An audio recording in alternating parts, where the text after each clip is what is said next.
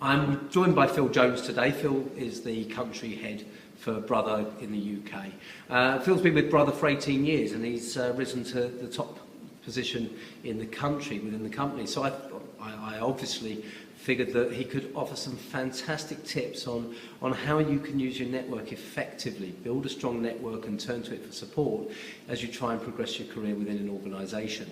So thanks for joining me, Phil. You're welcome. First of all, for anyone who's looking to progress their career within one organisation, what have you learnt over 18 years in terms of the role of networking and where you should focus your attention? For sure.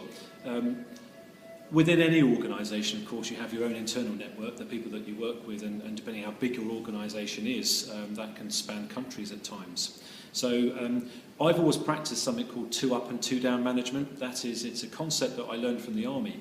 I wasn't in the Army, but I've done some work with consultants who are all ex-Army. And what they all did is they're encouraged at all times to ensure that their profile is seen 2 up the chain of command.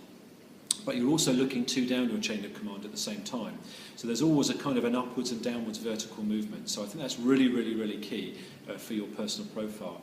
I would also recommend that you always connect with your colleagues on LinkedIn, because if you've got somebody that's active on LinkedIn, sharing good stuff, it's a great way to create relationships and to comment, like, share, and see what other people that they know.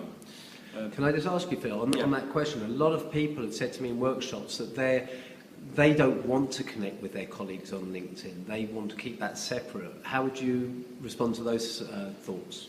Well, my own view would be is I would see it as almost essential to connect personally, and I'm connected to most of the people in my own organisation, simply because I think it's a great way because organisations are becoming more disconnected nowadays. They're not all the same people in one place.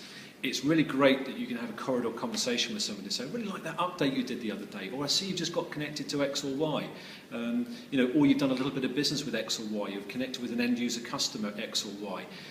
I think it just gives you the ability to spark some more meaningful conversations.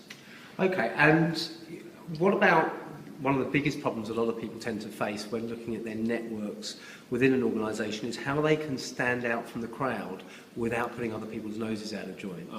Yeah, that's a really good point, and nobody likes somebody that sort of is constantly beating their own drum.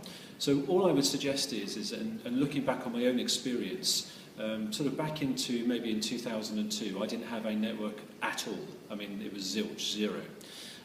Obviously, I wasn't the head of the company at the time. Now I have a LinkedIn network of 12 or 1,300 people, so over 5,000 followers on Twitter.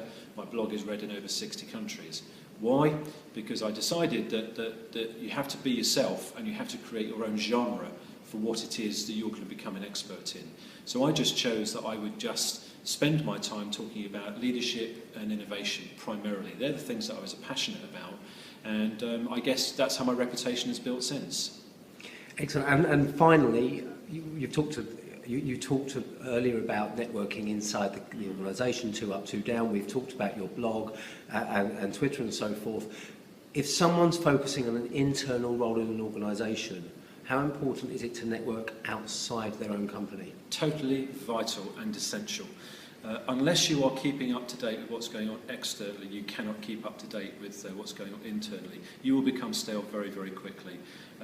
Even today, I spend a good amount of my time out networking, meeting people, keeping up with my network, because unless you're staying relevant with the outside world, how on earth can you possibly be relevant inside your company?